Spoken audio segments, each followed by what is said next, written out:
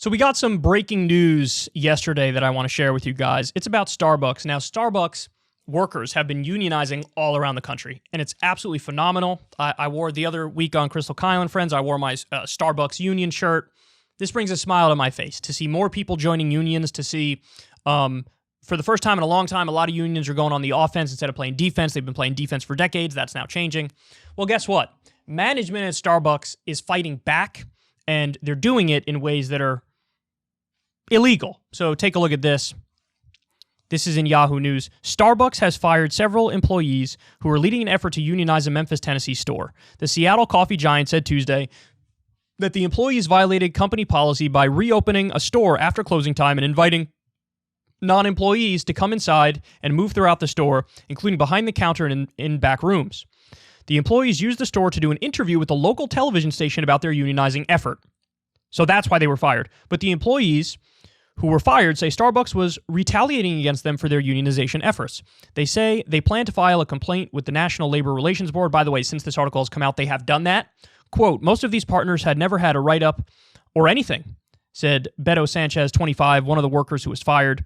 The dispute comes as growing numbers of Starbucks stores across the country seek to unionize. Since December, when a store in Buffalo, New York, became the first Starbucks location to form a union in decades, 66 stores in 20 states have filed petitions with the Labor Board to hold union elections, according to Workers United, which is organizing Starbucks workers.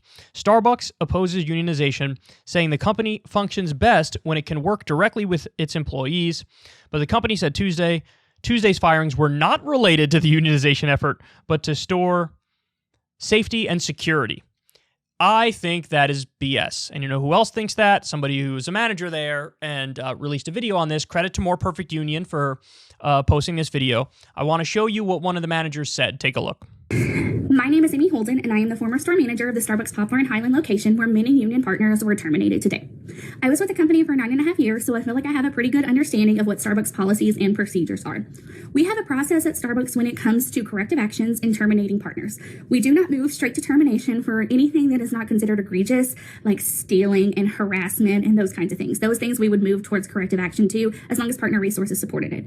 The majority of a violation, a policy violation, would move to some level of corrective action where we would assume positive intent and help that partner correct their action rather than moving straight to termination. It's very rare that we move straight to termination for some sort of policy violation. These partners were terminated for policies like going behind the line when they were off the clock.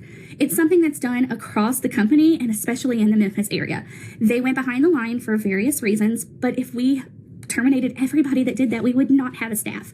Many of those partners have done those things directly in front of the district manager and the new store manager, and they've never been coached on it before. Nothing was ever said about it. So they were terminated for going behind the line, which is a violation of policy. They should not be doing that, but it's not something that we would terminate a partner for, especially for the first time of them doing it. We would want to have a conversation with them and make sure they were aware of the policy.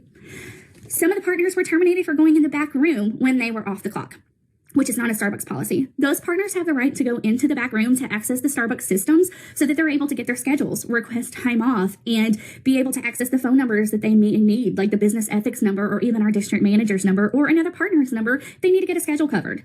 They also are allowed to use that computer to access their paycheck stubs. And there's nothing in the Starbucks policies and guidelines that say they cannot be in the back room to do those things when they're off the clock. They're also allowed to go in the back room, say they left their apron or they left their hat or they left their water bottle. They're able to go in the back room to get those things when they're off the clock. There is no policy that says that they cannot do that.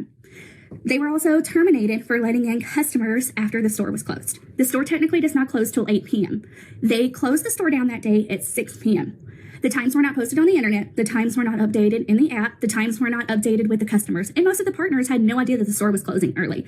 The store closed at 6 p.m. instead of 8 p.m. So some of the partners came up there to get their tips and various things that they wanted to do, get a drink and other things. And they were terminated for coming up there and being in the building when the store closed 2 hours early and they had no idea about it.